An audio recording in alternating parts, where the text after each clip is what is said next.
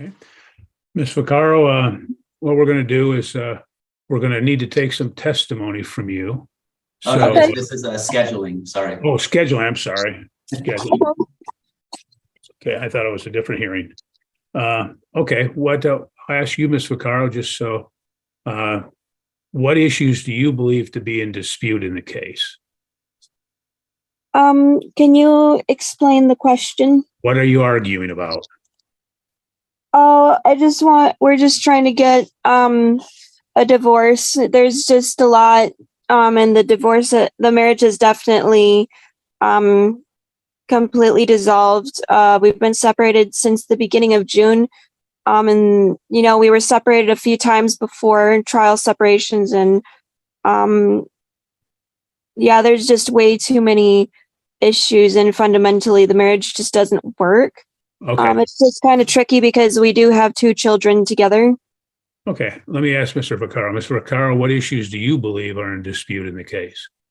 With like you said, our marriage has been failing. We tried to make it work, especially for the kids, but we just come down to us working as parents. We're perfectly fine, but as a couple, we feel that it's not the best environment. Let me ask it this way: Are you disputing or fighting over custody, parenting time, child support? I'm fine with paying child support. The only thing I want is to be able to have joint custody. Okay. And is there any property disputes? No. Are you fighting over spousal support? Not to my knowledge. Okay. I'll go back to you, Ms. Vaccaro. You believe that there's any dispute over custody? I would like full custody at this point, and for William to have visitations just because he doesn't really have a lot of resources at the moment. Okay. Or appropriate living situation. I don't need a detail. I just need to know what issues are in dispute. Okay. It looks like custody is in dispute, at least at this point. Yeah. And okay. Yeah, because I would like full custody. Is there a way to do full custody for me now, and then when he has better living situation, everything, then later on for him to have shared custody? You can always change what happens, whatever goes in the judgment. You can always change it later if you wish to do so. So okay. That's up to the 2 of you. Okay. What I'm trying to garner is, as a scheduling conference, we're trying to put in place various dates and procedures so that the case will proceed in an orderly fashion. So if you have a dispute, as you're saying, we have a custody dispute, then the court would put it down as a contested matter. And one of the things we would have to do is we'd have to set in place a mediation process. That's where an attorney mediator would meet with the 2 of you and attempt to come to a resolution in the case. I will tell you, there is an expense involved because they don't work for free. And so if you have no disputes, the court wouldn't send you to mediation. But if you do have a dispute, then you would have to go to mediation. So that's up to you. So if I may interject, if I'm able to later on, go back into having joint custody, then I'm okay with that. I just want to make sure that I'm still in my kids' lives, and I want to make sure that legally I'm still in my kids' lives. Okay, what would happen? That's why legally you'd have visitations. So if you want to, hold on, ma'am. What would happen is at some later point, if circumstances change, you could always petition for a modification of custody. Okay. Okay. And what happened is you'd have to establish the legal burden to do so in this particular case, but that's up to you, and you'd have to again establish those facts by clear and convincing evidence, and then the court could always modify it. Okay. Well, what I'm going to do is I'm going to give you a little more time. I'm not going to put in place a scheduling order, because if I do, then the mediation process starts. So there's a cost initially to schedule mediation and all that. What I'm going to do is, Ms. Vaccaro, give you an opportunity to prepare a proposed judgment, a child support order, and a judgment information form, those 3 pleadings. Are you working with a service, Ms. Vaccaro? No, I'm not working with a service. Okay.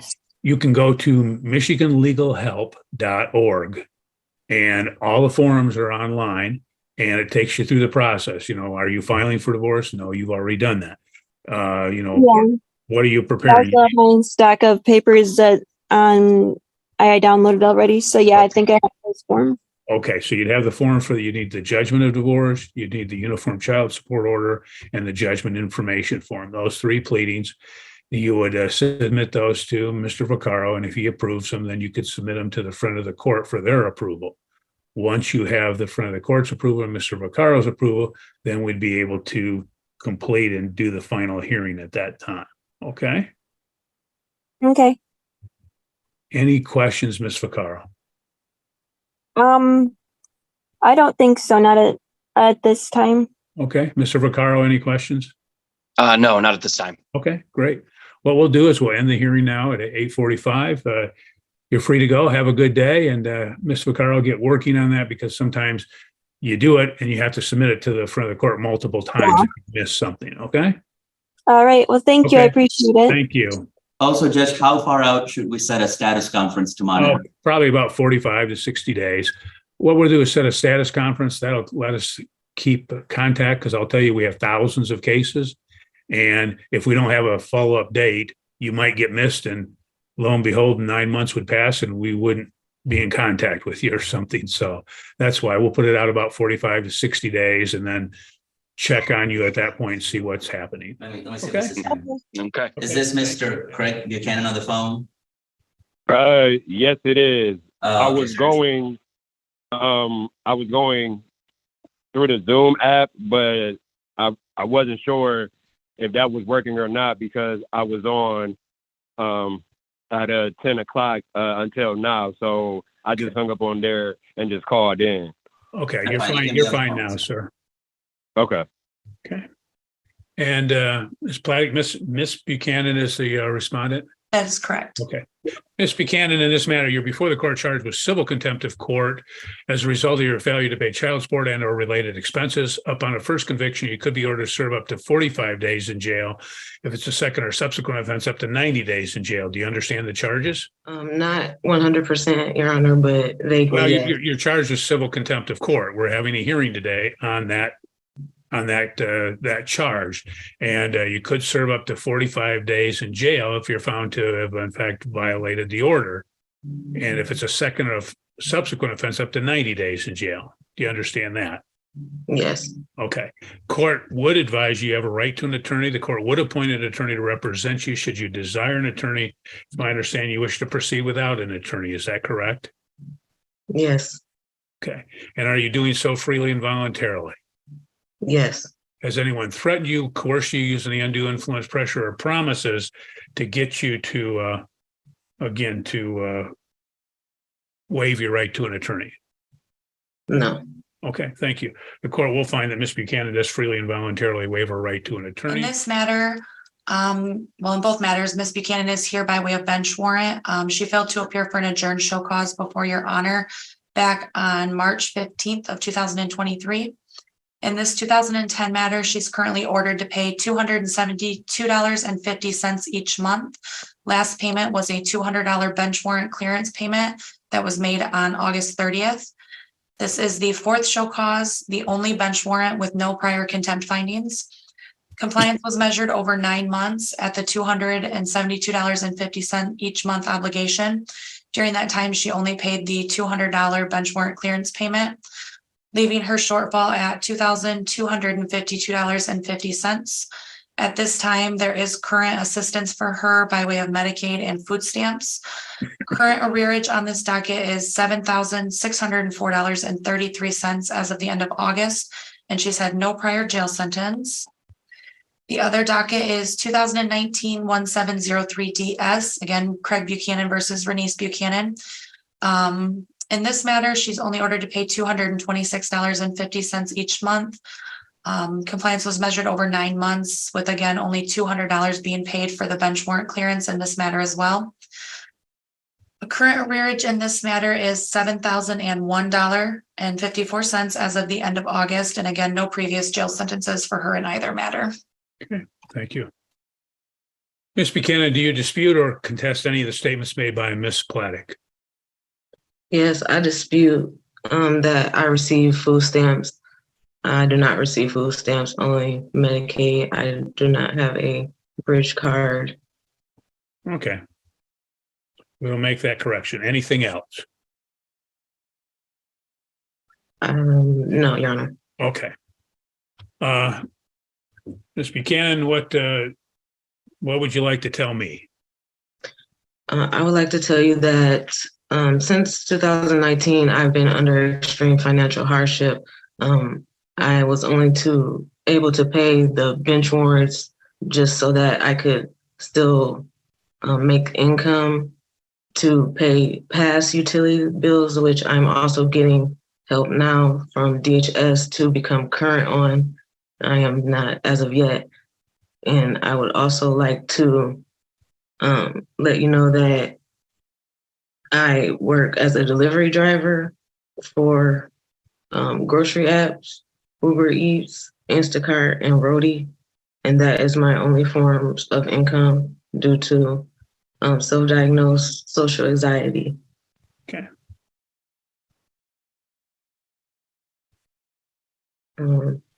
Okay, so you say self-diagnosed?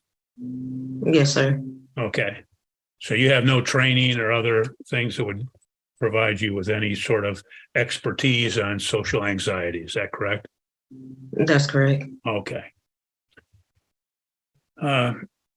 What do you figure your normal average weekly income is from the delivery services? Well, it is rather unpredictable, but I gauge it by $14 an hour. I would have to make $100 a day. So I try to make $100 a day, no matter what, to stay at the pay rate of $14 an hour, which was my last job. Okay. So you pretty much work full time then, and so you make about $500 a week. Yes. Okay. And you stated that you have a financial hardship, but don't you believe that the father and raising the kids, if he's not getting any support, has some financial hardship as well? I believe that he does have some financial hardship as well, but I also know for a fact by living with him and being around when we were together that he also has family support as well. Okay. Which I do not. Okay. But you have sufficient at $500 a week, you have sufficient income. Your support obligation in these matters would be approximately $500 a month. So why haven't you paid more than just simply the bond amounts? I have not paid any more than that due to the fact that I'm trying to keep current on my utility bills, which are very much past due. I'm still not able to use all of my utilities. So it's very hard once you are behind on multiple things to get caught to even and then pay some of my obligations. But I am trying, Your Honor. Okay. Anything else that you would like me to be aware of, Ann? Yes, I am also doing research into trade programs.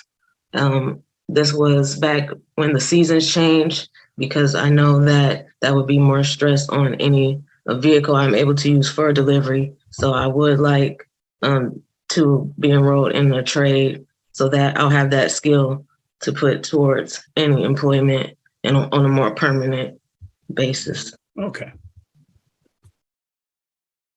Anything else? I want to make sure that you have every opportunity to make me aware of any situation that you might have in this matter before the court makes a determination. So if there's anything else, this is your time to mention it. Yes, I would also like to mention one more thing as far as my residence. My lease is up in January, and my rent is $1,200 a month. So I do plan when my lease is up to downsize to something more affordable. Okay. And that was all. Okay, thank you. Well, the court will make the following determination in this matter that as stated, Ms. Buchanan does make, well, let me ask this first. I'll ask Mr. Buchanan. Mr. Buchanan, is there anything you'd like to add or state before the court decides?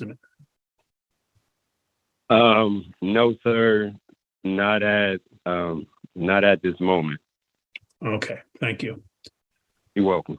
Well, as the court stated that the amount of child support in this matter is less than $500 per month.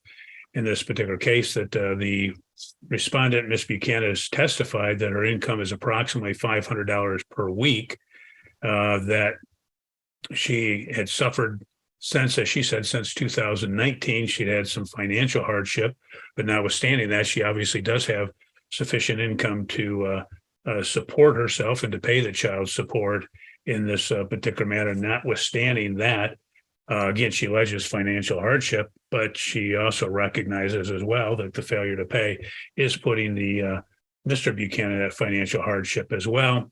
And court finds that she does have the present ability to make payment, that she's failing or refusing to pay. Support is ordered. The court will find her in contempt of court. Ma'am, is there anything you'd like to say before sentencing? No, sir. Okay. This is your first, you have no prior jail, so the court's taking all of that into consideration. But beyond the fact that you have not to pay, the court is going to sentence you to 10 days in jail to commence on September 29, 2023, no later than 4:00 p.m., that you would report to the Calhoun County Jail. Or in lieu of that, the court would order that you would pay a purge amount of $500. So if you pay the $500 on or before that date, you would not have to go to jail. Do you have any questions, ma'am? No, Your Honor. Okay, thank you. Oh, Ms. Platic? Judge, is that $250 on each case or $500? Yes, yeah, $250 on each Okay, case. thank you. Okay.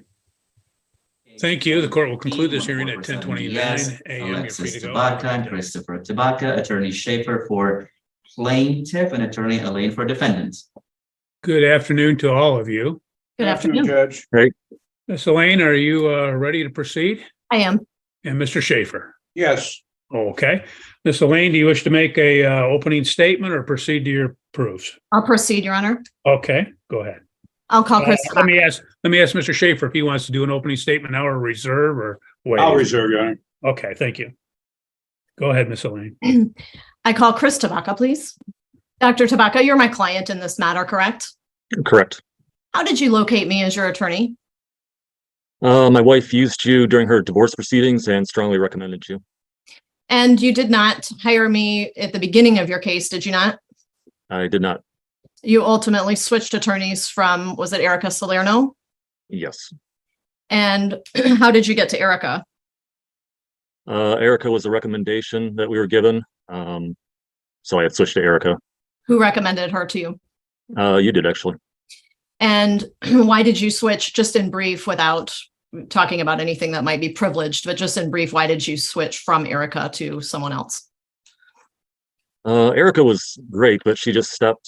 She wasn't as responsive, I guess, as we needed in terms of what was going on. All right. And do you recall her hourly rate? Yes, it was $420 an hour. Did you receive invoices, line item and detailed billing invoices from Ms. Salerno's firm? I did.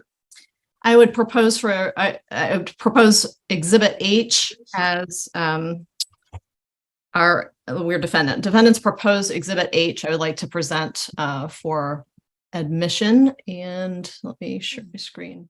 Do you recognize what I put on my screen as proposed Exhibit H, Dr. Tabaka? I do. And what are these? Invoices from Varnum for her services. For the record, this is a 13-page exhibit. And are these invoices the ones that you received for Ms. Salerno's work on your matter? Yes. Do the invoices include attorney fees that were incurred by you related to the show cause, and that's the subject of this attorney fee hearing? They do. And do they also include fees that were not related to the show cause, but to other matters that she was handling for you? They do. And if you estimated the total of all of the invoices that you received, what is the approximate number of the amount of attorney fees that you incurred with Ms. Salerno? Ms. Salerno's between about $5,000 and $6,000. All right. And you have not, in this hearing or proceeding, asked for reimbursement of any of these fees. Is that correct? I have not. And why is that? Didn't want to get Erica involved, Ms. Salerno involved in terms of having to come in and testify. Didn't want any, I don't know, overlap, I guess. Objections to the relevance then, Your Honor, it's not being offered. I would say that the relevance is to reasonableness of the total fee that he incurred when he is not submitting fees he actually incurred that tips the scales toward the ones he did incur more toward the reasonableness level. And there's been an argument that the fees and time expended on this case weren't reasonable, but actually it's quite a lot more than what we've even presented. Well, if that purpose, then it's not going to, it's going to require me to go into each and every one of these exhibits if it's going to be there for reasonableness.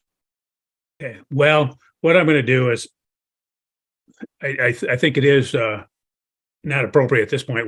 We're addressing the attorney fees as it relates to these issues. He states it included other matters, so we can address the fees that are contained in Exhibit H, excluding anything else that he might have, any other work or any other issues that he may have been addressing. All right. So I would move for the admission of H. Mr. Schaefer? I object to the H. They're redacted, Your Honor. They're not on their face a determination of the show cause issue that the ruling of the court was at. They're redacted to a point, even the ones that in there as to, you can't make heads or tails as to what it was referencing. And this was a document produced by a third party that is not here. So I don't think the proper foundation is laid. I would need to cross-examine as to what the redactions are. Well, you can always cross-examine as to that, Mr. Schaefer, but it does, as I reviewed Exhibit H, and I had an opportunity to do that, it does seem that it pertains to these proceedings and the denial of parenting time. And again, Mr. Tabaka has testified that these were the fees that he paid in reference to that. So I will admit it at this particular time and subject to your cross-examination, Mr. Schaefer.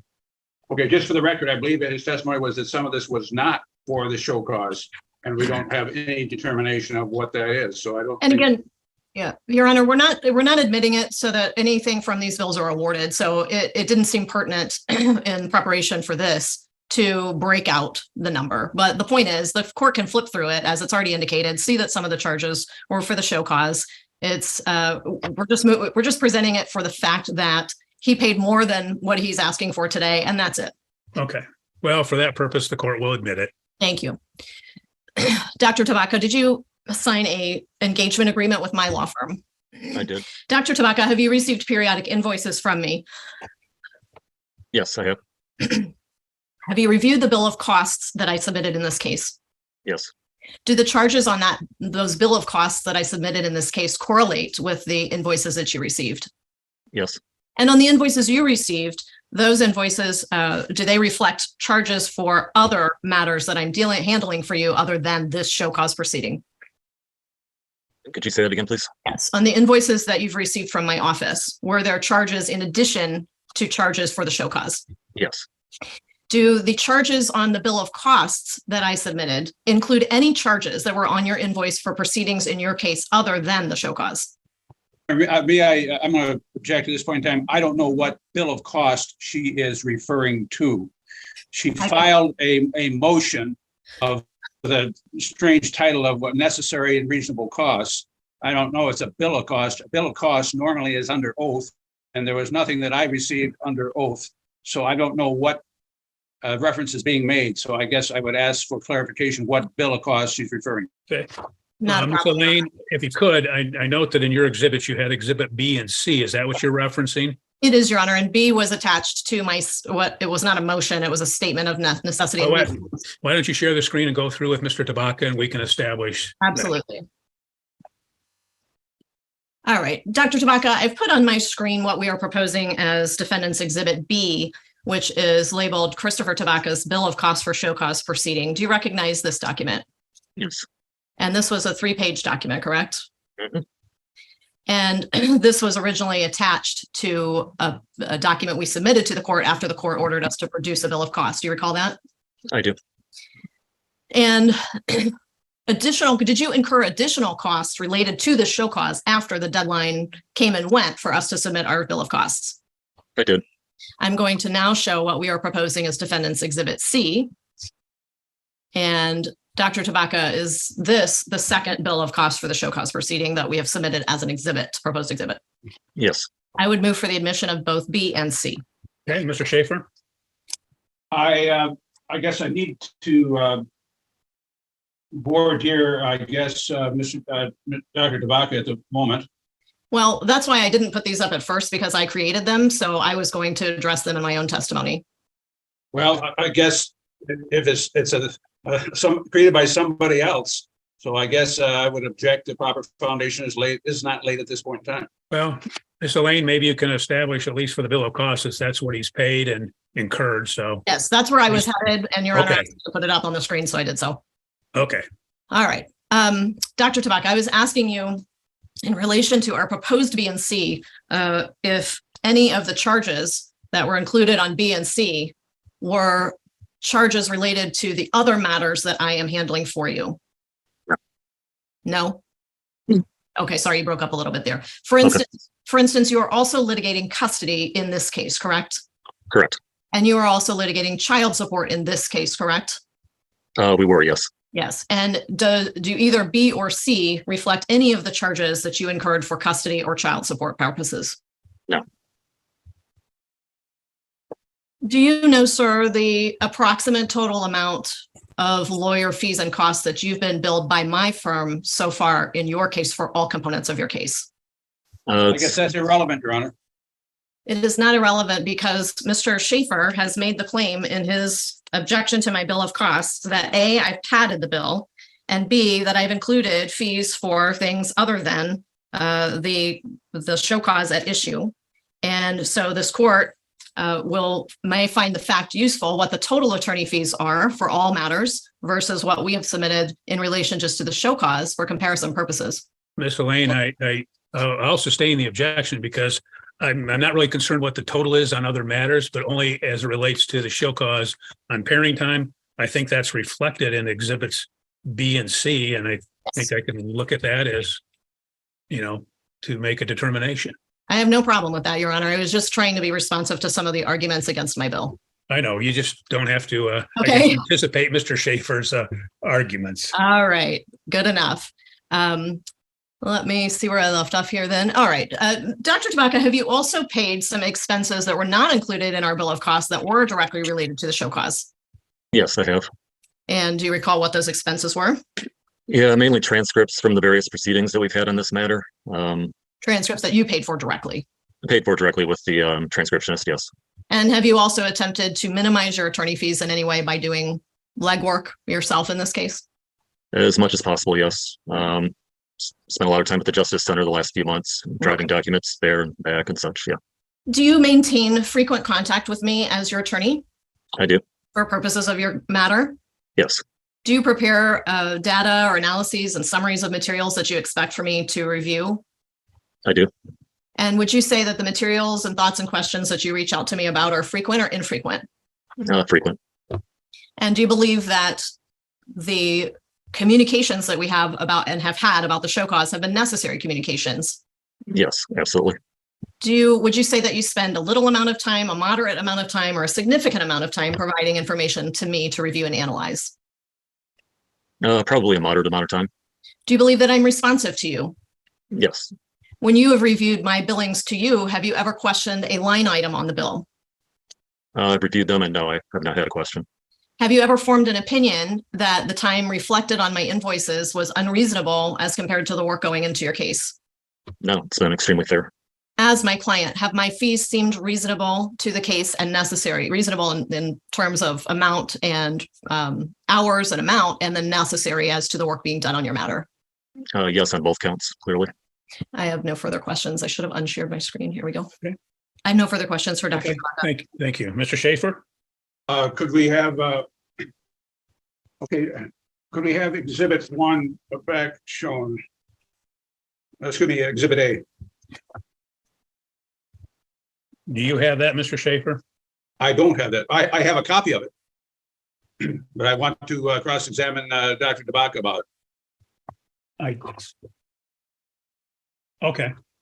Ms. Elaine, could you share that and put it up for, as Mr. Schaefer doesn't have it? I can, Your Honor. Can I add to my bill for being Mr. Schaefer's assistant in this court case? You'll have to take that up with Mr. Schaefer. I mean, it's almost 4 years into Zoom hearings in the pandemic. I didn't get the comment. What's the comment? Per exhibit, so I'm just asking. I'm unclear why you're not able to do it yourself, but I'm happy to help. Thank you.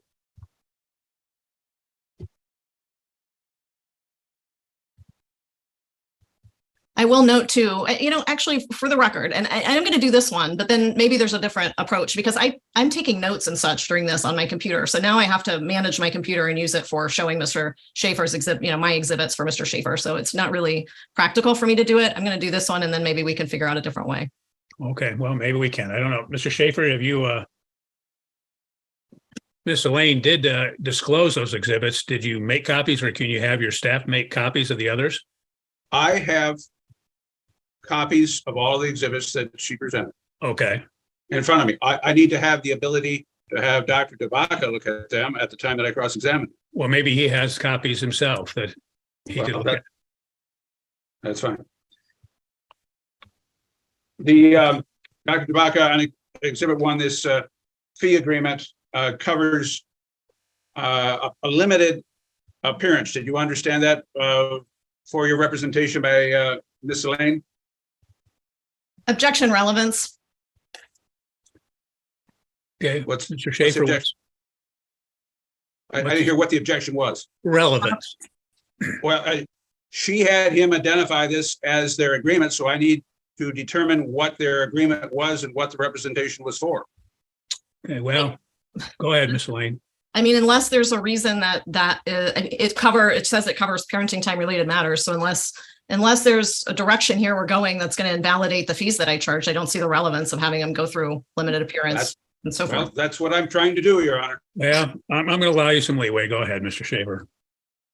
Do you realize it was a limited appearance for custody and parenting time related matters, comma, but not child support related matters? Did you understand that? I see that, yes. Was that your understanding? Yes. And did you enter into this on November 17th of 2022? I would have to see the date on the document. I don't remember the exact date. Well, would it be shared up? Yes. 6 of 7. Did you sign it on that date? I believe so, yes. And is that the date that you understand that the representation took place? Yes. Okay. And that included the hourly rate that you hired her. Is that correct? Correct. Okay. Could we see Exhibit B, please? I'm going to need to use my computer for my note taking. Well, we're a little bit in trouble because Mr. DeBaca doesn't have copies. Mr. Schaefer does. And I don't know how we're going to do it without. It should be incumbent upon Mr. Schaefer to be able to share his own screen for exhibits in Zoom hearings. I don't believe that's accurate. Not the exhibits. Well, we could always say it's incumbent on Mr. DeBaca to have copies too. So, but how's he get? And he has to share his screen? No, but Mr. Schaefer is just simply doing it for purposes of cross-examination, and your client is the one that doesn't have the copies. So, I'll continue writing my notes. B is on the screen. Okay, thank you. Judge, if you wanted to, I could try to do the screen sharing from here. Would that work for you, Miss Elaine, if we did it? I'd very much appreciate it. Okay. And just so Mr. Schaefer knows, for future reference, we always have the attorneys that if they're doing it, that they do the screen share on the exhibit. So maybe I have to figure that out in the future. What page exactly are we looking at? Page 2. Page 2 of 3. Okay. Can That's you great. see it? Does it look good? Mr. Tabaka, Dr. Tabaka, can you see page 2 of 3? Yes, Okay, so you got charged prior to your agreement 1 hour for consultation on November 3. Is that your understanding? I was charged for 1 hour on November 3rd, yes. And the next charge is November 16th. And I have a little difficulty of determining what that you got charged a half hour. What's your understanding that what that half hour is for?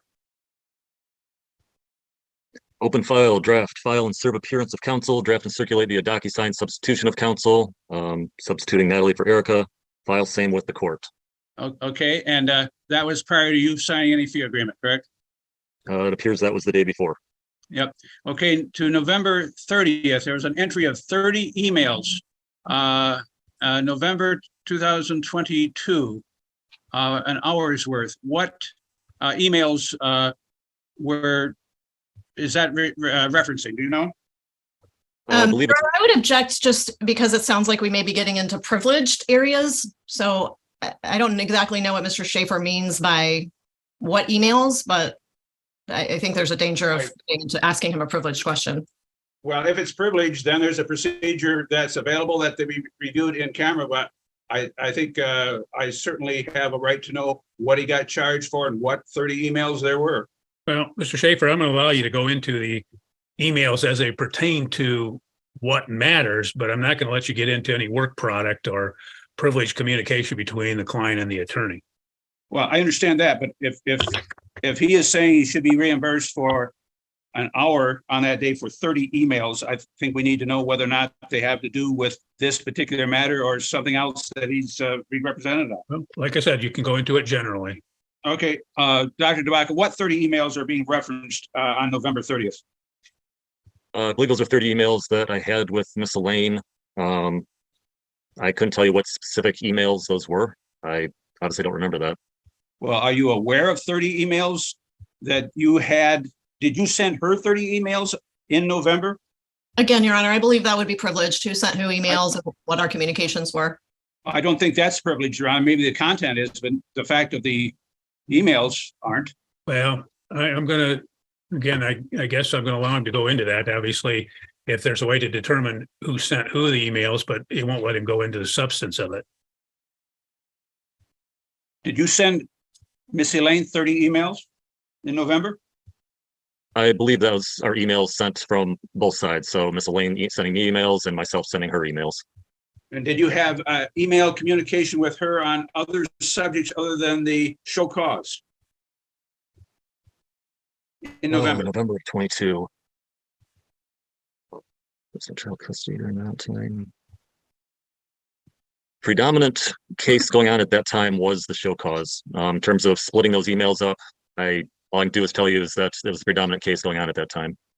Well, how many emails did you send Miss Elaine in November of 22? I don't know. Again, those 30 emails are emails sent from one party to the other party, and it could be either. I mean, it's cumulative email communication. I understand, but my question is, how many did you send? I don't know. How many did you receive from her? I don't know. Did you send emails to Miss Elaine and receive emails from Miss Elaine on subject matters other than the show cause in November of 22? Could you say that again, please? In November of 22, did you send Miss Elaine and did you receive from Miss Elaine emails concerning other matters than the show cause? Yes, those 30 emails are strictly the ones related to the case at hand. There were actually many more emails than that regarding the other cases as well. This bill of cost is just showing the emails that pertain to the show cause in terms of parenting time. Well, did you review the 30 emails that were listed on November 30th to assure that they were show cause related? I did not. Then how are you able to tell us that those are only show cause emails? Because there were many more. So if there are 30 listed, then I have to assume those came from the show cause because the rest were for the other matters at hand. Well, I did not individually go through and look at each email and add them up to the 30. Okay, very good.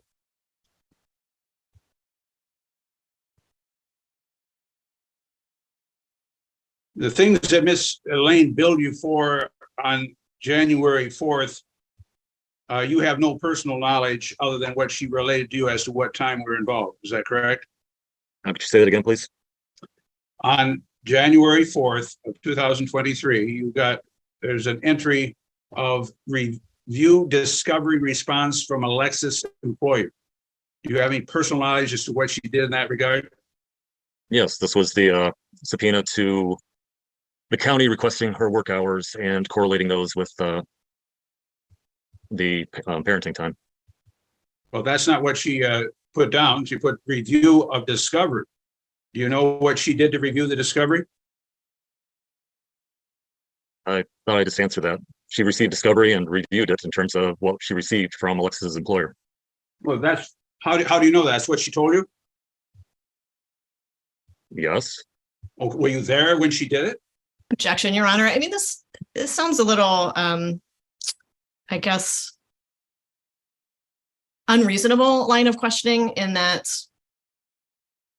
it's probably common sense that the client isn't over our shoulder when we perform all of our work for the client. So it just seems a little bit unreasonable. Well, it's being entered under Dr. DeBacca's identification. So what choice do I have but to go through each one of these and determine what he knows about it? You can question me because I'm going to testify. Maybe that would be an easier way for you to handle it, Mr. Schaefer. Okay, very well. Let's go up to February of 23. There are 65 emails for February of 23. Do you know personally what those are?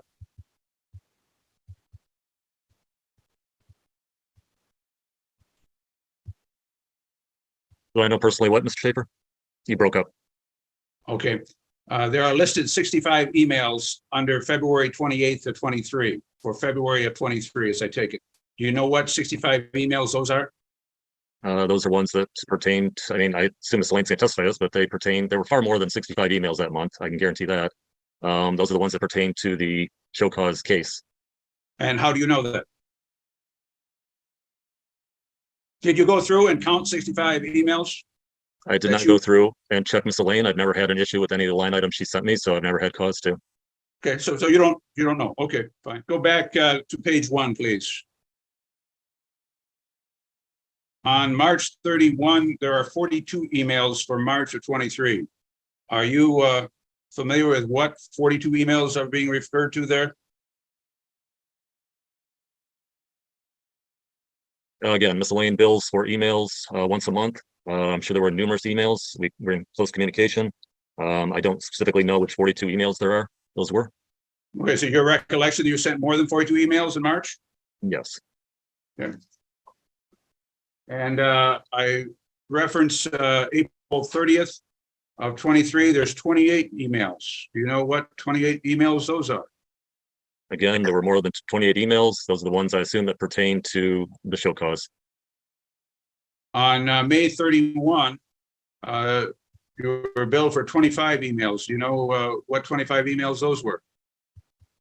They were a portion of the emails sent in the month of May regarding the case and the show cause case. From your testimony, I take it that you would email or receive emails more than 2 times every day of every month during this time period. Is that consistent with your recollection? Email is our primary mode of communication, and no, it's not a matter of 2 emails a day. My recollection is we'd go back and forth 5, 10, 15 times on a subject. Next week, do something similar, and that's what adds up. You know if you got charged per email or on a time basis? I assume it's on a time basis. I believe Ms. Elaine bills according to, I don't know. You have to ask Ms. Elaine. I'm not sure. Well, okay. And did you send emails to the office that were not to Ms. Elaine, but to somebody else in the office? No. I will save my further cross on those exhibits, Your Honor, for Ms. Elaine. Okay, thank you. Ms. Elaine, do you have any redirect? I do not. Okay. Thank you. Oh, Mr. Schaefer's finished with that. I'm sorry. Yes. I Yes, thought he's- Thank you. I thought That's correct, Mr. Schaefer, you are complete on your Yes, sir. cross, right? Okay, Okay. I thought he was. okay, I sorry. I thought he just meant he was done with that exhibit. No, no. I will testify now then. Okay. Ms. Elaine, if you would, raise your right hand, we'll have you sworn. Do you solemnly swear or affirm the testimony you're about to give shall be the whole truth and nothing but the truth? I do. Okay, go ahead. Thank you, Your Honor. First, with respect to exhibits B and C, which are the bill of costs I submitted, I would proffer those for admission. Okay. Mr. Schaefer, I thought you had admitted those already, Your Honor. we had not admitted them. She had referenced them, but they were not, and Okay. questioned, but they were not admitted. Okay, well, I will not, with the understanding I get to cross, I don't agree to the being relevant, but as for a reference point, I have no objection. Okay, then defendants exhibit B and C will be admitted. Thank you. I will also take this opportunity to testify under oath that the billings reflected on exhibits B and C, the bill of costs related to the show cause, are accurate and correct, with the one exception and a correction I would like to make on the record. That occurs on page 3 of exhibit B with reference to this line item that I'm highlighting on the screen from March 21st of 23.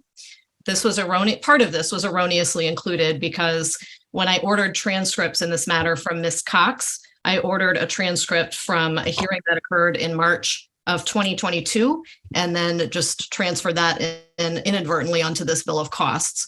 So the way that the transcript costs were charged to me is as follows. The March 8th, 22 transcript was 74 pages long, and Ms. Cox charged me $2.05 a page. She did not charge me for the March 7th, 2023 transcript. And she did charge $2.05 a page for the March 28th, 2023 transcript, which was 119 pages. So the total pages that should be charged for were just the 119 on this bill of costs. $205 a page is $243.95. So we would reduce our request for costs today. That means the total, it's reduced by $151.70, Your Honor. Okay, All right, I'd like to testify a bit to my background in relation to the fee that I charge. I graduated magna cum laude from Thomas M. Cooley Law School with a 3.9 grade point average. After I graduated, I became an adjunct professor for Cooley in a variety of subjects, moot court, scholarly writing. I taught advanced writing for, I believe, 6 or 7 years, maybe more, after I graduated. I was a research attorney starting my career out as after law school for the Michigan Court of Appeals. I then became a staff attorney at the Court of Appeals for Judge Stephen Borrello. After my tenure there, I became a staff attorney for Justice Michael F. Kavanaugh at the Michigan Supreme Court and ended up as a senior staff attorney in that office. In my positions at the Court of Appeals and the Michigan Supreme Court, in many of my duties, one of them was writing draft opinions for both the Court of Appeals and the Michigan Supreme Court. I then opened my own law firm in 2007. Since that time, I've become a certified mediator by taking the 40-hour mediation course and 8 hours of domestic violence training. I have received a family law certificate from the Institute of Continuing Legal Education, which involved taking 9 different seminars. I've been named by Lawyers Weekly as one of the top women lawyers in Michigan. I am currently in Super Lawyers, and Super Lawyers names only about 5% of attorneys across the nation as super lawyers to be included in their publication. I focus my practice 100% on family law. I do not take any other subject matter cases. And the reason I do this is that it allows me to devote my entire attention to this one area of practice in order to gain the highest knowledge base possible, which is important to me in serving my clients. I do more than practice family law. I study it regularly. I avail myself of continuing legal education on a very regular basis. I subscribe to the Institute of Continuing Legal Education's partnership program. I contribute materials to that program, which are findable online if you're a member. I've written a variety of materials for ICLE, and I've produced videos also for their publication on their website for training purposes of other attorneys. Every year I attend the 2-day annual Family Law Institute, and I frequently present at that institute as well as a speaker. When I present, I generally spend about 20 to 40 hours preparing the written materials and the oral presentation. I do that for zero compensation because it benefits not only the bar, but also benefits me. And then I hone my knowledge in different family law related subject areas quite significantly. I have presented on the area of privilege, child support, evidence, property valuation as a recurring speaker in that subject, the fundamentals of custody, which is one of the family law certificate courses, as a recurring speaker on that. Parental alienation. I presented on advanced child support strategies. I presented on marijuana in family law context, bankruptcy in family law context, and I've been on plenary panels with judges across the state of Michigan as well. Changing domicile is another topic matter. Besides presenting to the Family Law Institute, I've presented to the Referees Association of Michigan. I've presented at the Upper Michigan Legal Institute. I've presented to the Michigan Judges Association. And I've been a presenter multiple times at the Family Law State Bar Winter Conference, as well as local bars and other local organizations, women's groups and the like. I currently serve on the Family Law Institute Planning Board with about 15 to 20 other family law attorneys throughout the state of Michigan. I served a 3-year term, which is the top limit, on the Family Law Advisory Board for the Institute of Continuing Legal Education. I've also served on the Family Law Section's Court Rules Committee. I spearheaded a Family Law Section committee on the effects of COVID on family law issues at the beginning of this pandemic. I authored the chapter Property Division, which appears in ICLE's 2-volume book, Michigan Family Law, for their 8th edition and their upcoming 9th edition. I've written articles for the Family Law Journal, which is distributed to family law practitioners who are members of the section. I've done additional writing for local bar associations and the like. I also handle family law appeals, making me a more desirable candidate for hiring for family law matters. I went and counted because I didn't know, but I've handled 42 appeals, mostly family law subject matters, to the Michigan Court of Appeals, and multiple applications for appeal to the Michigan Supreme Court as well. I've actually been qualified as an expert too and testified in an attorney fee hearing in a matter here in Ingham County. So, Your Honor, those are some of my qualifications, and I submit that this background that I outlined qualifies me to be in one of the top percentiles in terms of both ability and billing merit. The Michigan Economics of Law Survey, which I included as attached to my bill of costs, and also can offer as Exhibit D here today. May I propose an offer as Exhibit D, the sections of the Economic Law Survey that pertain to me? Okay, Mr. Schaefer, any response to Exhibit D?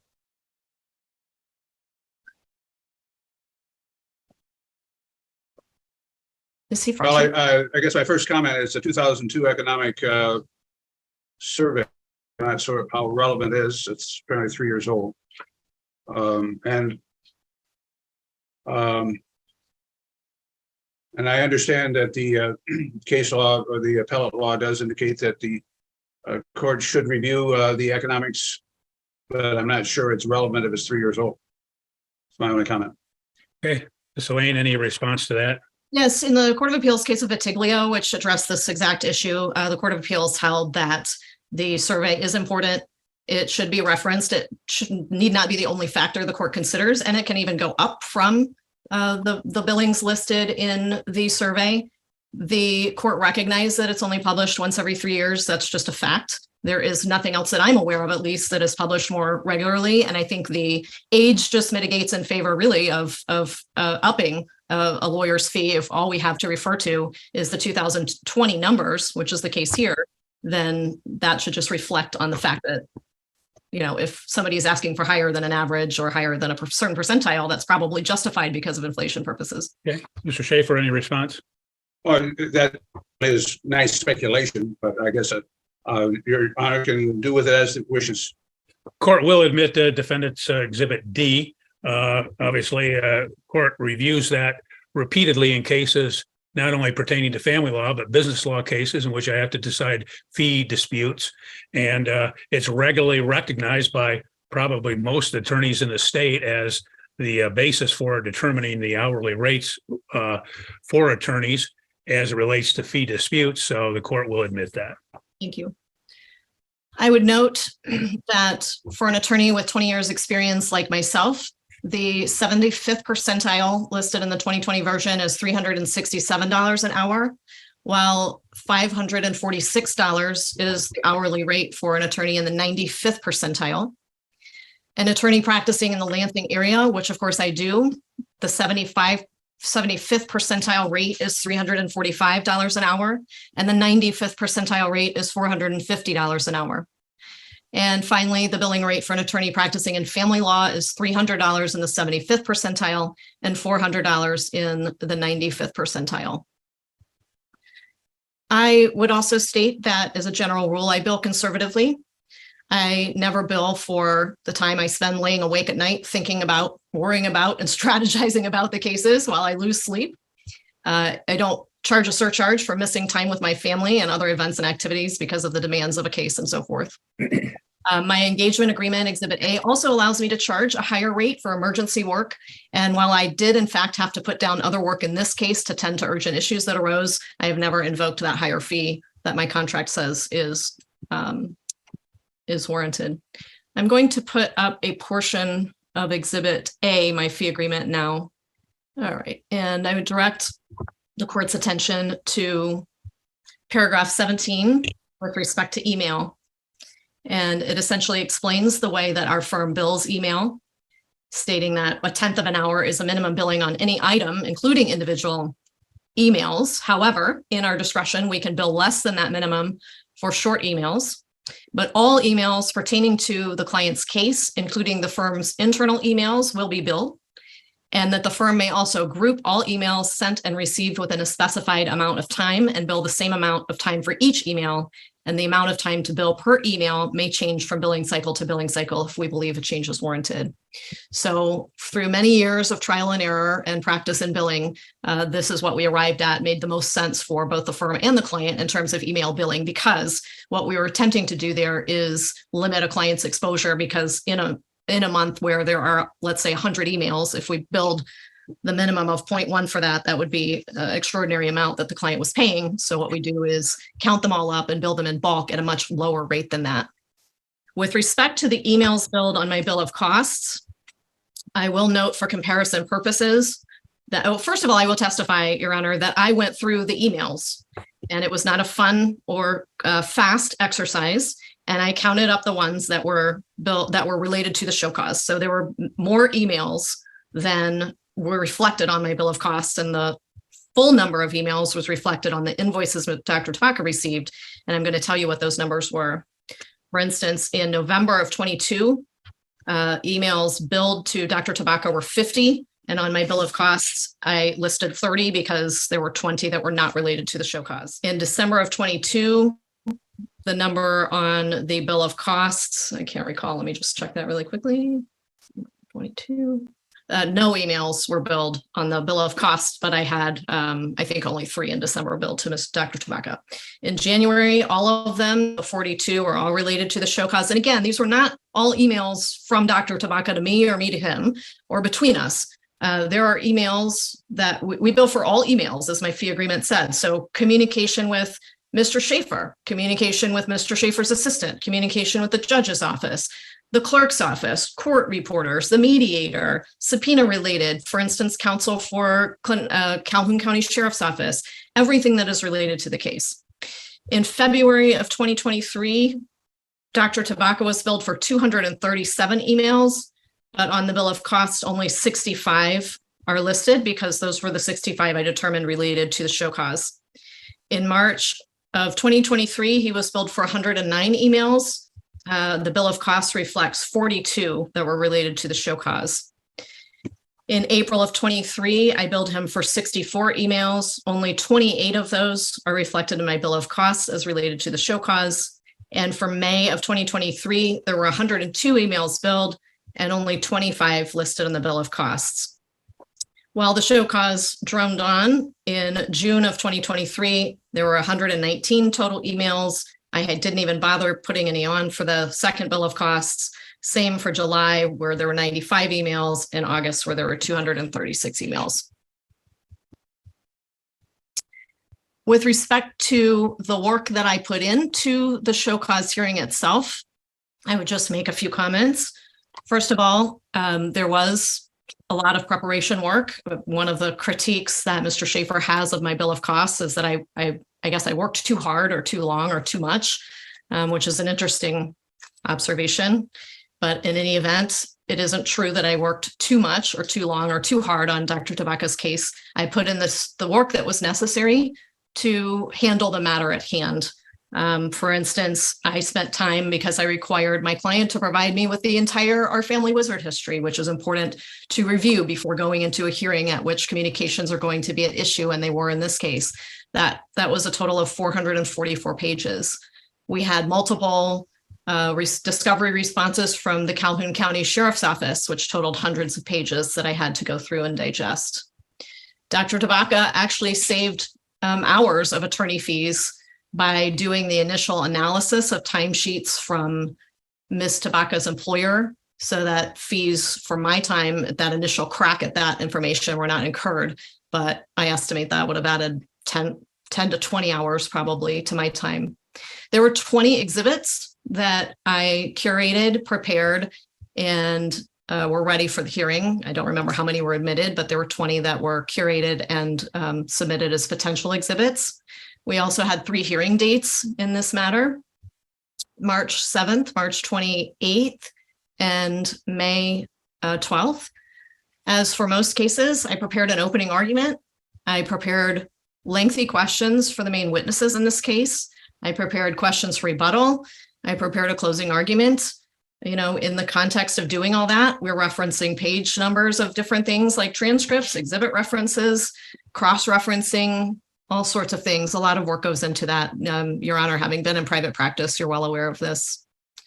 With respect to the cost, I already talked about the transcript cost, but I will just mention too, there was a mediation cost.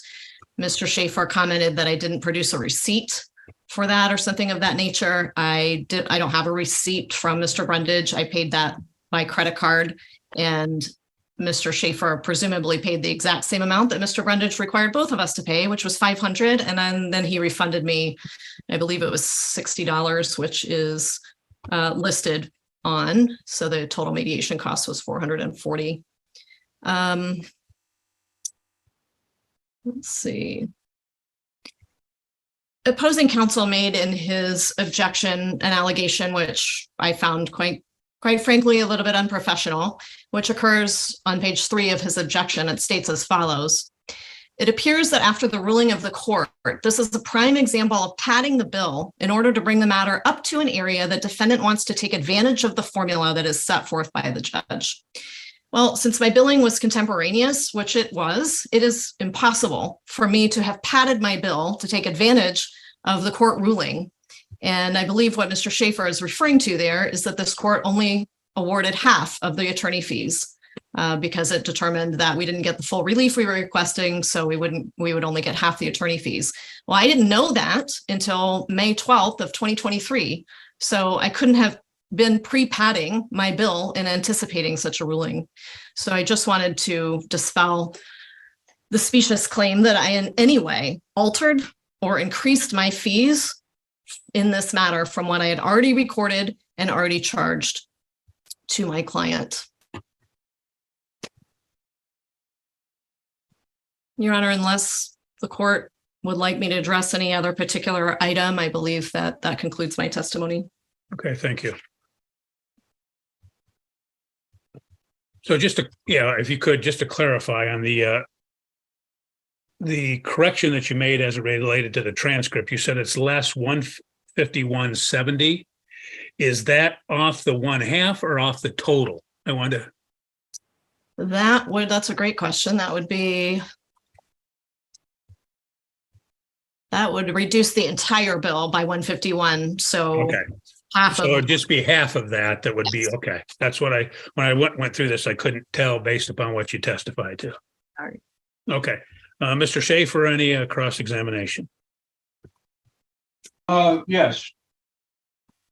Ms. Helene, in relation to your exhibit into the economic. Oh, yes. Go ahead. Excuse me? You cut out, but I heard you now. Go ahead, please. Sorry. Oh, okay. All right. Very good. On the economic charts and surveys, the community that you are practicing in this particular matter is Calhoun County, Battle Creek, correct? Well, I practice in Lansing, Michigan, but this case is in Calhoun. Yes, correct. And the Battle Creek area on table 6 of your exhibit D indicates that the medium range is 280, 275, mean 375, and 318.95 percentile. Is that correct? Can you point me to where I didn't look at I didn't look at that because I don't practice there, and the way that the state bar survey. Okay, no, yeah, you're just answering questions now. You can argue Right. later. On table 6 of your exhibit D, Yes. okay, the Battle Creek area, will you read across what the percentiles are, please? For table 6, Battle Creek, 13 attorneys responded. And the rate for the 95th percentile is 318 and the 75th is 300. And the mean is 275 and the median is 280, correct? That's what the survey reflects, yes. Okay, thank you.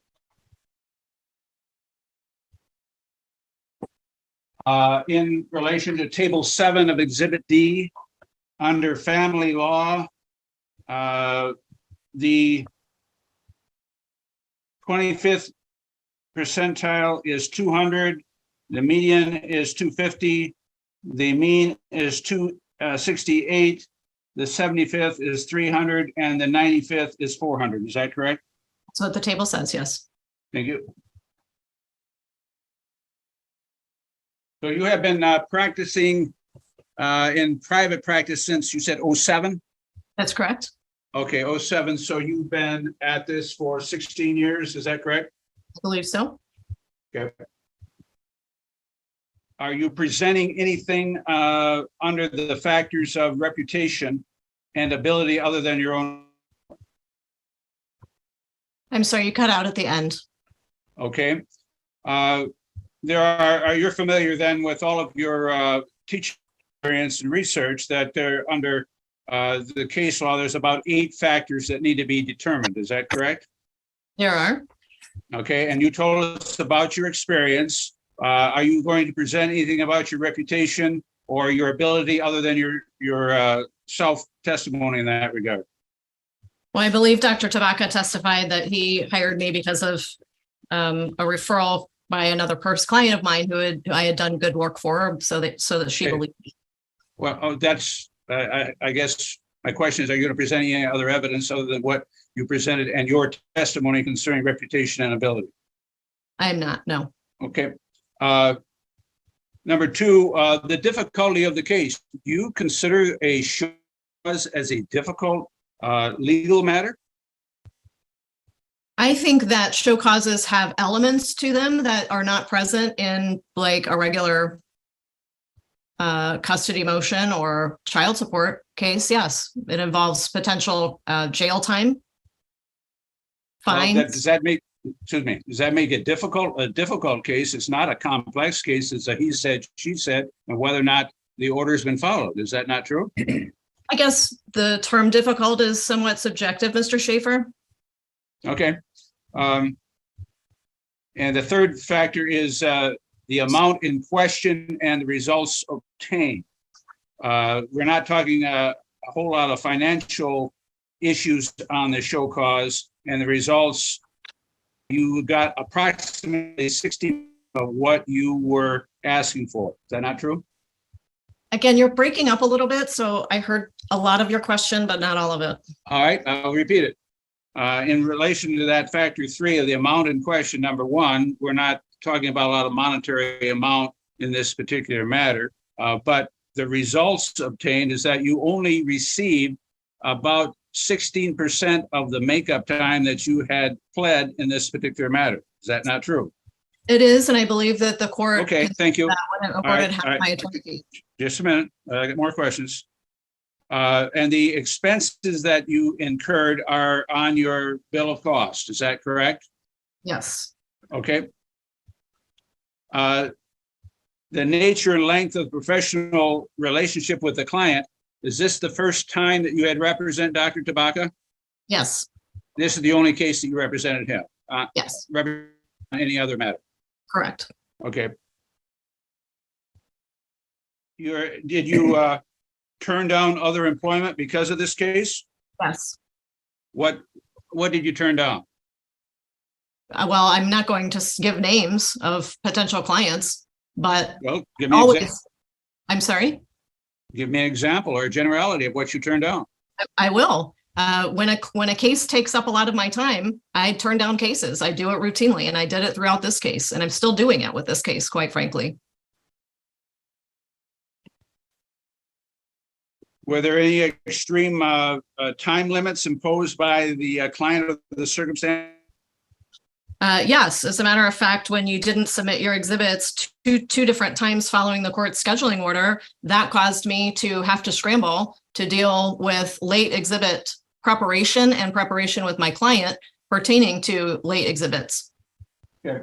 If I suggest to you that the number of emails that you are indicating that you have had with your client, and specifically those involved in the show cause, as being extraordinary in a case of a show cause, and I'm suggesting it's extraordinary. Do you agree with me or not?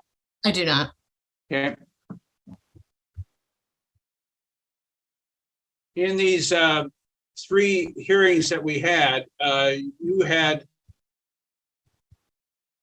pretty much taken up at least 1.5 to almost 2 of the first hearings by the testimony of your own client. Do you recall that? Not specifically. I'd have to review the transcript. All right. Did your client participate in the mediation in good faith trying to resolve this particular matter? He absolutely did, contrary to the statement you made in your Okay. objection. On your exhibit B as in boy, on February 25, you had 65 emails in apparently the month of February in relation to the show cause. And that's what your testimony is, correct? And that's billed on February 28th, but yes. And that covers, as I interpret your billing, covers the month of February. Is that correct? Yes. And could you tell me to whom those 65 emails were sent or received, or from whom they were received? Not as we sit here today, but I can testify that they were all related to the show cause because when I prepared my billing of costs, I went back through all of those emails.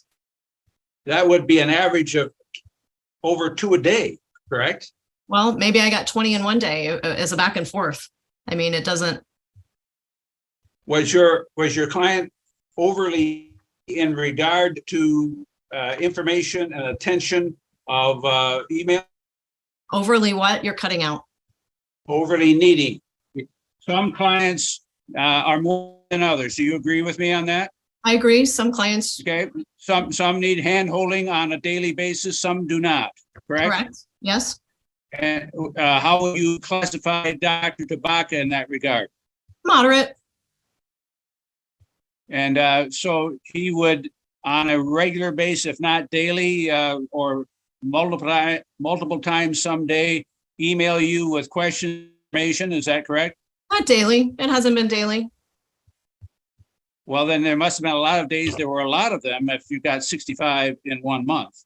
Well, as I testified, it's not just communications between my client and I, but communications by me and anyone else who I'm communicating with about the case, including your office.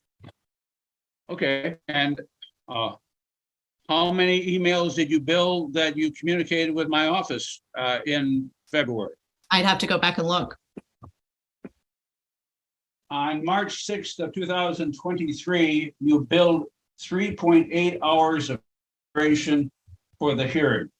Yes. Can you give me some detail as to what you did in 3.8 hours on that particular day? I object to this question, Your Honor, on the basis of work product privilege. Okay. I'm content, Your Honor. It seems like an inordinate amount of time of preparation for a show cause. So if there's some legitimate reason that took up 3.8 hours, I think we're entitled. Well, I think it does obviously go into, again, issues not only privilege, but work product, et cetera. So if she has stated that that all went into the preparation for the show cause, the court is going to accept that testimony. Thank you. The day after that, you also spent 2.2 hours in preparation for show, correct? Yes, and looking back at that, it seems low. Seems low. Good. Yes, does.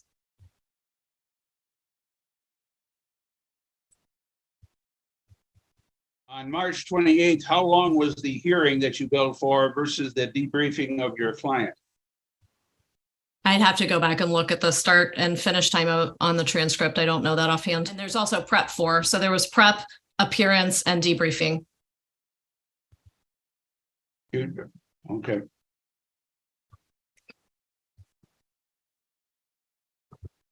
On your exhibit C, you have billed an additional $1,200 for well, I guess, let me take that back. You billed 4 times for September activity, once in August and 3 in June in that billing. Is that correct? That's true, and it's still going on, Mr. Schaefer, because you have objected. Okay, just answer the question, please. You include any of the other billings that had to do with other entry of orders that were the show cause? Absolutely not.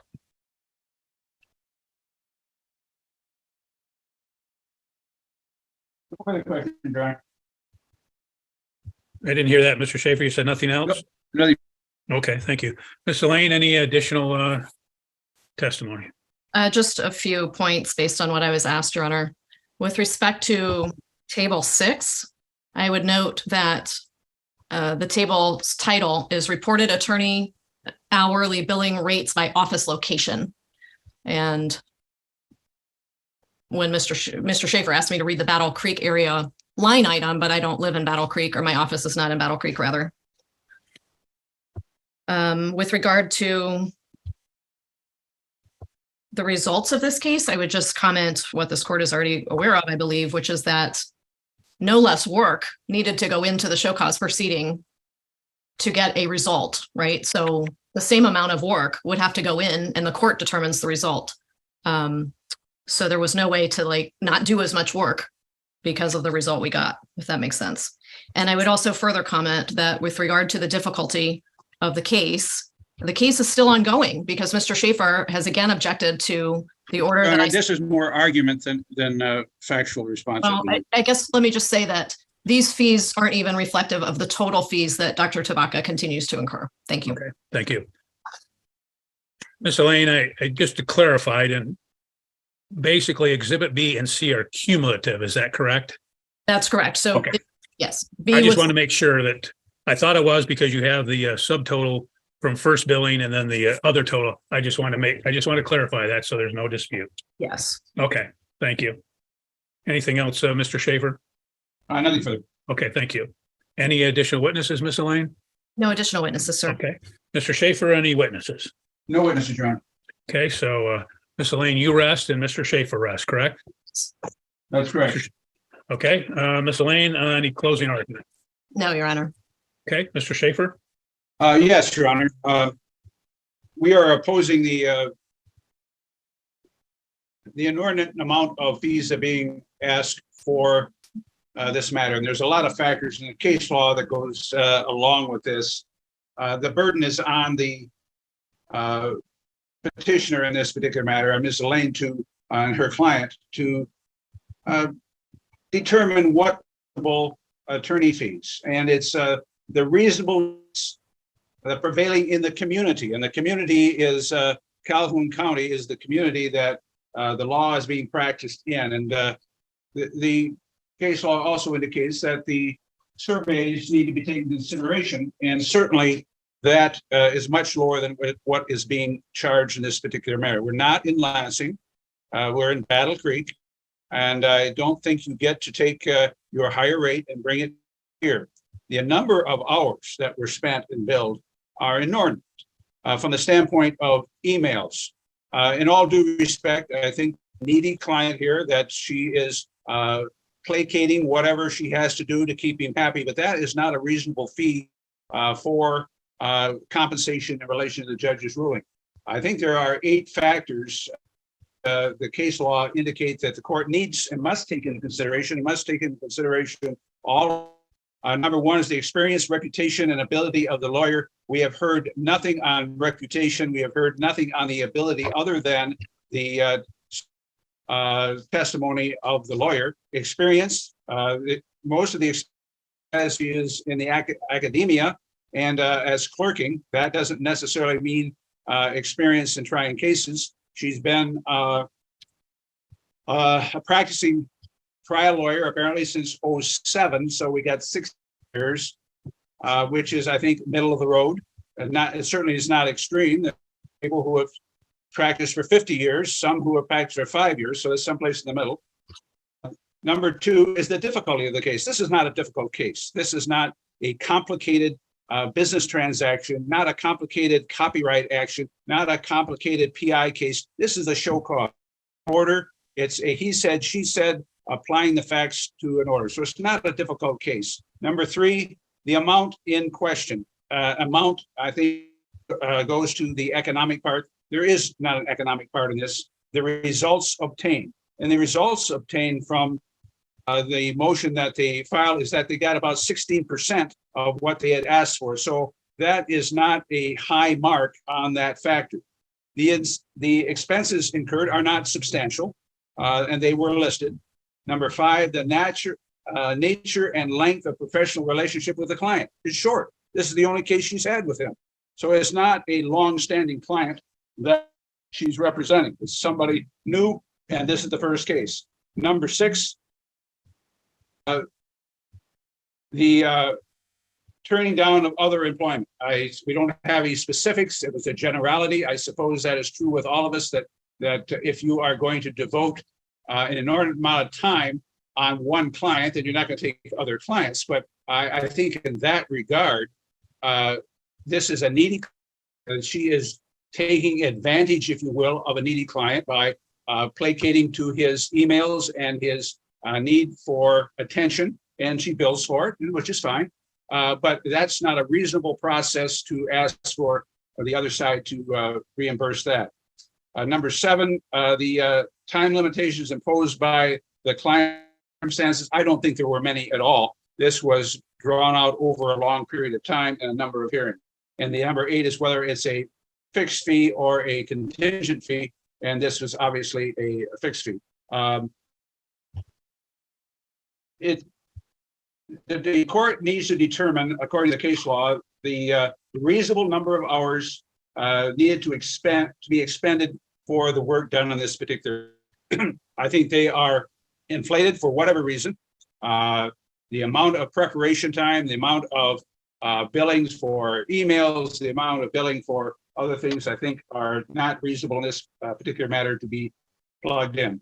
The long and the short of it, I think Your Honor needs to determine what a reasonable amount of hours should be awarded and what the reasonable rate is. I don't think that the $400 an hour rate is the customary rate in Calhoun County. So I think it is closer to $300 an hour. And I think that rather than billing for some 50 hours, and that's what it boils down to, if you've got $400 an hour and you come up with 20 grand, that's 50 hours of billing. I think that's probably 15 hours or more overbilled. So I'm asking the court to figure out a reasonable amount of hours and a reasonable amount of rate that's customary in this community. And so I would ask the court to do that. Thank you. Thank you. Ms. Elaine, you didn't make a closing, but I'll let you Respond. address the response. Yes. Yeah, I appreciate that. Well, I note that Mr. Schaefer gave a lot of his own thoughts and feelings on the matter, but he presented no evidence or testimony with respect to his claim that my fees were unreasonable or unnecessary in any regard. He presented no testimony, nor was there any evidence that Dr. Tabaka is needy, that I'm taking advantage of him, that I'm placating him, or that I inflated my bill. If he wanted to prove those things to this court, he should have brought an expert to say so. With regard to where I sit in my geographic area, he stated that the case law says that it is what is reasonable in the prevailing community, he didn't cite any case law, but what Victilio says is that the attorney fee is determined on what is reasonable based on all of the circumstances and all of the factors. The survey can be considered, and everything else that is presented to the court must be considered. The geographic area, as reflected in the State Bar survey, is the one that I'm in, and that's the one they reported fees in. And that's the one I've never left to this very moment, never left the Lansing area to handle this case. I believe that the experience factor is shown by what I recited in my testimony and also what I submitted in my statement of reasonableness and necessity, the cases that I've handled, which were over hundreds. Yeah, so that's what I would say. I would say that my fee is spot on to the survey, which is out of date and should probably be more. My fee is in all the categories but one, less than or in between the 75 and the 95 percentile, which I probably merit easily the 95th percentile. And the only one that it equaled the 95 is family law. And I believe that I warrant that because I specialize in family law. That's all I do. That's all I've done in my practice. And I am frequently called upon to share my knowledge in that subject matter.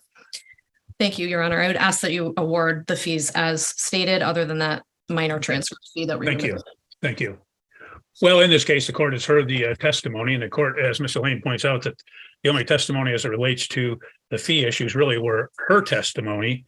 And I guess ancillary to that was the testimony of Mr. Tabaka, where he confirmed that the fees and the costs reflected in exhibits B and C were in fact paid by him and reflected the work for the show cause. And I'll refer to that as the parenting time, the show cause hearings, because we did have 3. So the court would reference that he did confirm that. The court will note that attorney fees are awarded pursuant to MCL 552.13 parens 1, as well as Michigan Court Rule 3.206 parens D. Michigan follows the American rule, which provides that attorney fees are not recoverable unless expressly allowed by statute, court rule, common law exception, or conduct.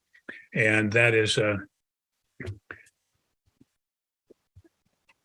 basically, the court would note the Hanaway case at 208 Mishap 278 1995 case, where the party is entitled to attorney fees where they're forced to incur as a result of the other person's unreasonable conduct. The court is required to have a hearing, which we've had today, and determine if the attorney fees incurred due to the misconduct of the other party are relevant, if you would, or related to, that there's a connection between the fees and the conduct, and are the fees reasonable. And I would cite to Reed versus Reed at 265 Mishap 31 2005 case. When the court looks at whether the fees were incurred as a result of the other party's conduct, then the court has to engage in the examination, as Mr. Schaefer states. Well, actually, the 9 factors as contained under Smith versus Cowrie at 481 Mish 519, a 2008 case, and I guess it's Pergu versus American Service Auto Association at 499 Mish 269 at 2016. Looking at those factors, the court has to look at the reasonable hourly rate charged in that particular locality. The court, as stated when Exhibit D was admitted in this matter, the court looks at the 2002 Economics of Law Practice Attorney Income and Billing Rate Summary Report provided by the State Bar of Michigan. That report is conducted every 3 years. And so maybe unfortunately for Ms. Elaine is that, as we know, we're in a period of inflation. So it's likely that those rates could be higher than what they were in 2020. I'm not going to ascribe that. I'm just saying that that is a factor that the court considers as to the reasonableness of those rates, because in 2020, it would probably be that those rates were extremely reasonable. And as we move away from that, and because of the inflation that we've had, and the court notes from, again, other cases in which attorneys have been involved, that obviously fees have increased in the 3 years since this report came out. So, but the court does note in looking at the table 6 reported attorney hourly billing rates by office locality. It doesn't state in there by the locality of where the case is being heard. And especially, as pointed out by Miss Elaine, everything she's done has been in Ingham County. And I guess that's the benefit now of pandemic and video proceedings in this matter, is that you don't have to go into a different city, et cetera. But the court does note in doing that, that if we look at family law under that, or in the locality, that again, looking at Ingham County, that under the 75 percentile, it's $345 per hour, up to the 95 percentile of $450 per hour. Then if we go to table 7, the hourly billing rates by field of practice, we look at family law. And in the family law, that the 75 percentile is at $300 an hour, and the 95 percentile is at $400 per hour. Court did admit the Exhibit A, which is the, I guess you'd say the contract for legal services. It does spell out how Miss Elaine charges in this particular matter. And it specifically, and I'll address that in a little bit as we talk about the emails, because under paragraph 17 of the contract, it does state that those can be grouped and billed at one time per month. Both Mr. Tabaka and Miss Elaine have testified that, in fact, the emails that have been charged, in fact, pertain only to the show cause proceeding. Miss Elaine went back with, again, substantial amount of review, if you would, on her part to review the emails, I guess anticipating that that issue would come up. And she had testified that in November of 2022, there were 50 emails with Mr. Tabaka, only 30 were included. In December of 2022, there were only 3 included. That in January of 2023, there were 42 emails that were included. In February of 2023, there were 237, only 65 of which were included for this action. In March 2023, there were 109, only 42 of which were included. In April of 2023, there were 64, only 28 of which were included. In May of 2023, 102, only of 25 of which were included. And then she shows in June, 119, none of which were included. July, 95, none of which were included. And 236 in August, none of which were included in the billings. Obviously, if we look at that, we have in excess of 400 emails that were not even included in the billings in this particular matter. The court looks at that as to the issue of reasonableness in this particular case when a party does, in fact, leave out and not charge for those particular amounts.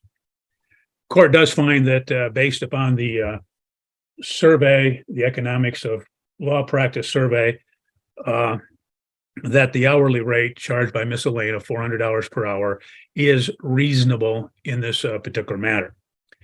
When we look at the hours charged in this particular matter as reflected in Defendant's Exhibit B and C, Mr. Schaefer has, in fact, called out various charges, but again, as we look at time spent, oftentimes there is some subjectivity to it. But when I reviewed this and I looked at the hours and I looked at for what the, I guess you say the different description of, again, the work that was performed, the court cannot find that there were an unreasonable number of hours expended. Court would note that Mr. Schaefer has not come forward with an expert to identify that, in fact, a number of those hours were unreasonable. And again, Mr. Schaefer does bring up the fact that, as he states, and I'll get into it, in fact, in factor 6 as to the difficulty of the case, he brings up, well, it was a show cause, it was not difficult, but I will state that as the court reviewed my notes in preparation for my finding, the court did find that this was not a very simple, easy, straightforward case. The court had to go through voluminous amount of documents as it relates to the plaintiff's work schedule, correlate that to the missed parenting time, and go over again that. So the court did find that this case presented as a much more difficult case than a straightforward denial of parenting time on, let's say, a particular weekend or a holiday or something of that nature, due to the correlation and the issues involved. So maybe Miss Elaine and myself were both on the same page with that I found it to be more difficult than would be a straightforward show cause proceeding. So when I get back to that, we'll look at the other factor. The way I have them numbered is, of course, first, the reasonable hour rate charged in the locality I've addressed. 2, the reasonable number of hours expended and the difficulty of issues. Number 3, would representation preclude other employment by attorney? Ms. Elaine had testified that yes, as a result of the attention to this case, she's had to, again, to not take other particular cases. She were precluded from other employment. Number 4, the amount involved and the results obtained in this particular case as preparing the case. Again, that's in the discretion and up to the determination of the court, and the parties cannot, again, I guess you'd say, cannot direct, if you would, the results obtained. And there's a lot of reasons that different results are obtained. And again, there were in this particular case. And the court found that Mr. Tabaka was not entitled to all of the hours that he had done, and for various reasons, and those are included in the order in this particular matter. But that is not something that is, I guess you'd say, ascribed to either of the parties nor their attorneys in the particular matter, but to the court. And the court would note that, again, the results obtained is, although it was not everything Mr. Tabaka wanted, there was a finding that there had been a denial of the parenting time, and the court ascribed, I think it was, I could be totally wrong, I think it was like 39.5 hours is in the back of my memory, but I don't know specifically, but I think that's what it was. The next factor is the time limitations caused by the client in the case. Again, the client has very little input into this other than the emails, and that the emails would dictate the time limitations in this matter. But the time limitations, as each attorney knows, are governed by the type of the case, the difficulty of the case, the evidence, and all of those other factors that fit into the case. And as I stated, the court finds that there was substantial time limitations in this matter based upon the exhibits, based upon the discovery, because again, it required substantial amount of documents from the Calhoun County Sheriff's Department, required correlation of those to the missed times, and that. So the court does look at those particular factors in this matter. Court does look at the difficulty of the case, and as I've stated that already. Length of the relationship with the client. This is the only time that she has represented Mr. Tabaka. So the court's taking all of that into consideration. The next issue that the court does take issue with is Mr. Schaefer's characterization of Miss Elaine's reputation. The next factor is experience, reputation, and ability of the attorney. Miss Elaine had went through all of that. She had graduated magna cum laude, that she was an adjunct professor at Cooley Law School. She worked as a research attorney for the Court of Appeals and then a staff attorney, then gone to a staff attorney position with the Michigan Supreme Court and working for Judge Kavanaugh. I would state, as all attorneys know, you don't get those positions just because you're a so-so average run-of-the-mill attorney. That, in fact, that's a high standard. The court would note as well, has other credentials as well, but she is listed as a top women's lawyer, that she is listed as a super lawyer in this matter, that she has substantial amount of involvement with Institute of Continuing Legal Education, writing for them, providing videos. She has provided work for the Family Law Institute. She was a presenter in many subjects, as she states, that she's been a presenter at the Michigan Judges Association, that she had been on the advisory board for ICLE. She'd been on the planning board for a Family Law Institute, that she had authored the property division section of the ICLE booklet, and that she has, in fact, handled 42 appeals of family-related matters, that she is also, as she stated, that she's been qualified as an expert in an attorney fee case in Ingham County. So the court's taking all of that into consideration and does find that she is very ably qualified and based upon those credentials does have a substantial experience and reputation that the court is taking into consideration. The last issue is whether it's a fixed or contingent fee. Obviously, that's not applicable, and it's an hourly rate in this matter. When the court does take all of that into consideration, the court does believe that the bill of cost as provided in exhibits B and C is reasonable and as adjusted by the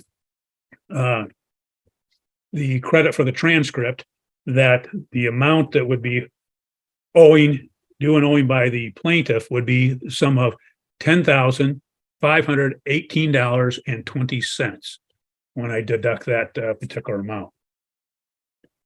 With that, the court will so order that that would be the amount of the attorney fees owed by the plaintiff. With that, I'll ask Ms. Elaine, is there anything else you believe the court has failed to address or needs to address before I conclude? No, thank you, Your Honor. Okay, Mr. Schaefer? I don't believe so, Your Honor. Okay, thank you. Ms. Elaine, you can prepare the appropriate orders, submit those to the court. Your Honor, actually, there is something. How long does Ms. Tabaka have to pay the fees? That's all you've been ruled on.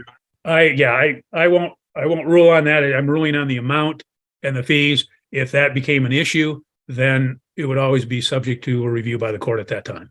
All right, thank you. Okay, thank you all. And court will conclude this matter at 3:14 p.m. You're free to go. Have a good day.